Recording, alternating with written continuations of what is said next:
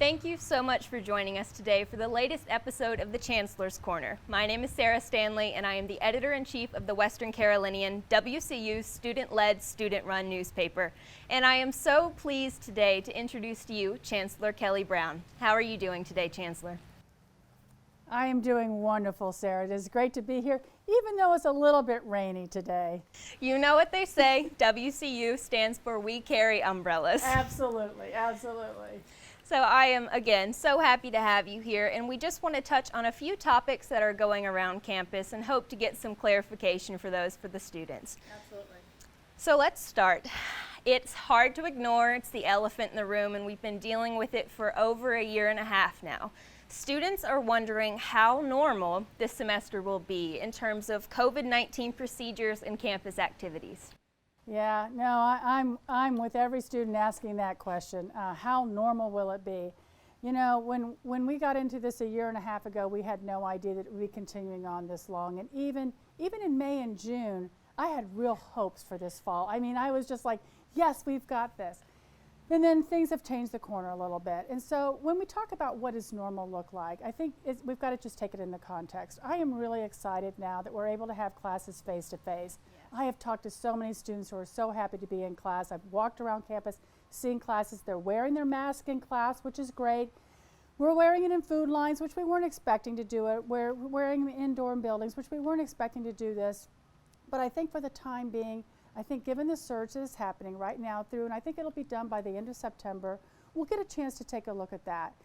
There's not one metric or one variable that we'll look at. We look at it as a total, right? So it's not just, you know, how many cases are there here at the university? How many cases are there in the community?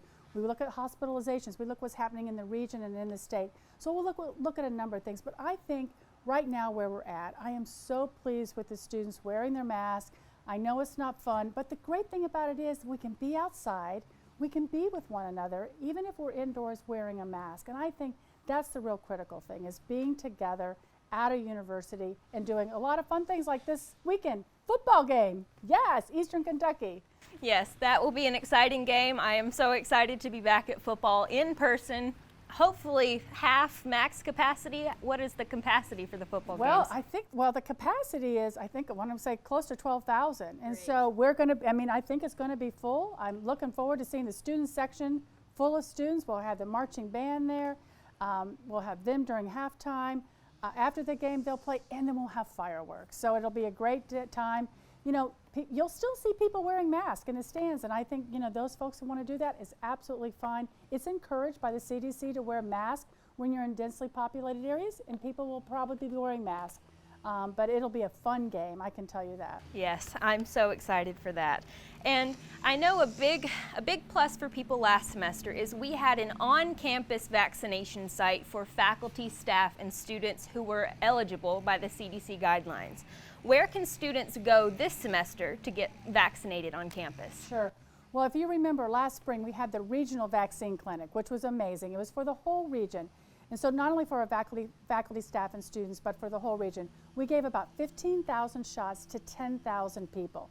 So that vaccine clinic, as a region, we shut that down about in May. By that point in time, the local health department, the hospital, they were saying we didn't need to have the regional capacity. So now we actually have our vaccine clinic on campus at Madison.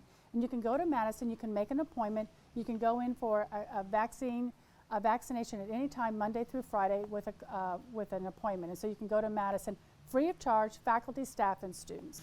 Gotcha. And you mentioned that it isn't open to the community as of right now. Is the team prepared to open it to the community if that needs to happen? Absolutely. And we're on a weekly basis, we are in contact with our local partners. So the Jackson County Public Health Department, the hospital, the Cherokee Indian Hospital, our Jackson County Public Schools, Southwestern Community College. We meet on a weekly basis to talk through what's happening. At that point in time, if there's ever a thought that there's a need, they will let us know, and we will be able to increase that ability to be able to do that. And we can turn it in a heartbeat to be able to do that to assist our regional partners. I will also say it's really important, as you know, we have something now called Get Vaccinated or Get Tested Regularly. And so if you're one of those students or you're waiting to get vaccinated, now's the time to get vaccinated, right? You want to get vaccinated so that you don't have to be tested regularly.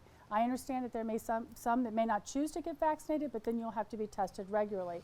So you can sign up to be able to get tested regularly. We have about 50% of our students have indicated that they are vaccinated, but we have a whole bunch of other students that have not actually responded yet. So we don't know if they're vaccinated or not, or if they're planning to get vaccinated. So if you haven't responded, I would encourage everyone to respond so that we can figure out what is our vaccination rate here at the university, both for our students, faculty, and staff.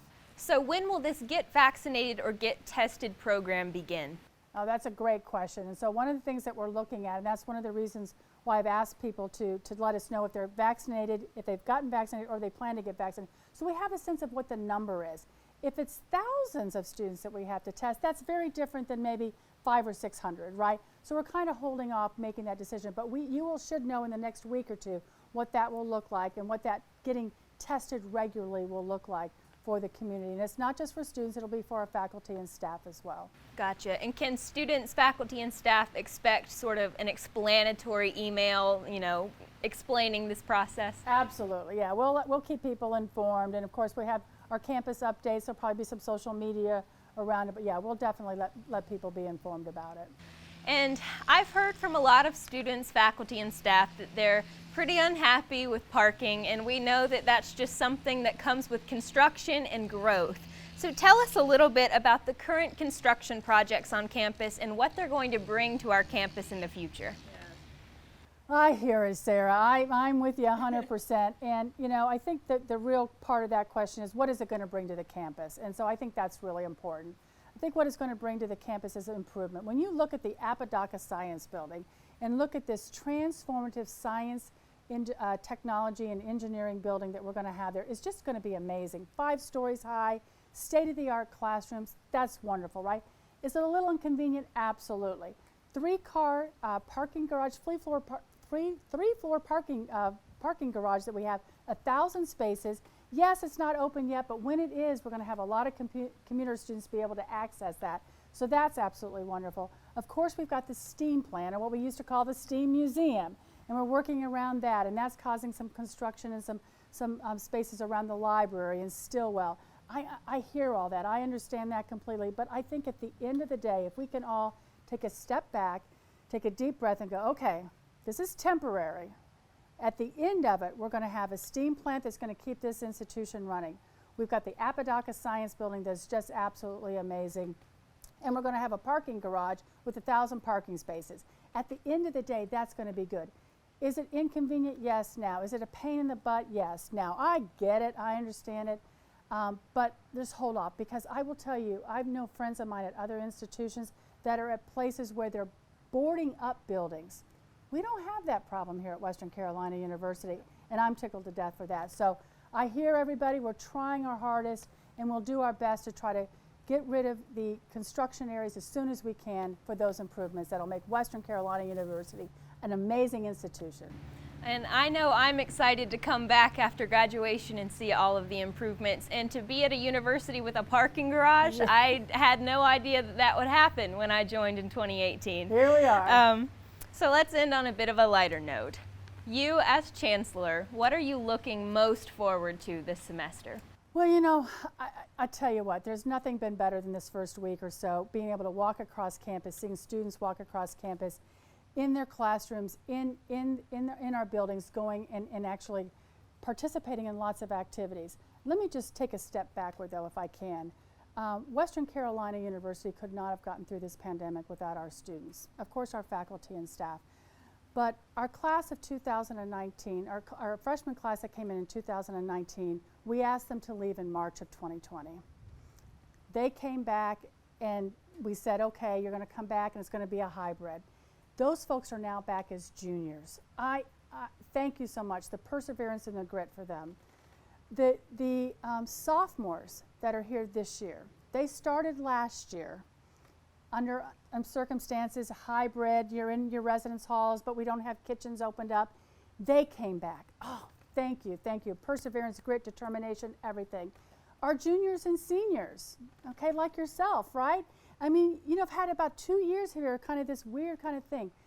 I can't thank our students enough. Western Carolina University was one of those institutions that stayed open and we managed through this, and a lot of it was because of our students, and I want to thank our students desperately, immensely for that. I just think they've done an amazing job. So as I take a look for the future in this semester, I just hope that, you know, we can get through this pandemic again like we've done in the past. We've managed through it. I know we can't, because I know our students want to be here. I know our faculty want to see the students in the classroom. Our staff want to engage with students. So I think we can do this. I feel very confident we can do this. Let's get through this together, and we'll have a great fall semester. Move into spring. I don't know what it looks like. I wish I had a crystal ball, Sarah. I don't, but I'm really looking forward to it. And I really so appreciate all of our students and our faculty and staff. That's a wonderful message, and I am excited for the future myself. And once again, I want to say thank you for joining me. The students, and on behalf of the Western Carolinian, we're very appreciative of your time. And once again, thank you so much for joining us for this episode of the Chancellor's Corner. And the Western Carolinian newspaper is going back to print, so make sure to check out our locations on campus for your latest news about WCU. Thank you so much.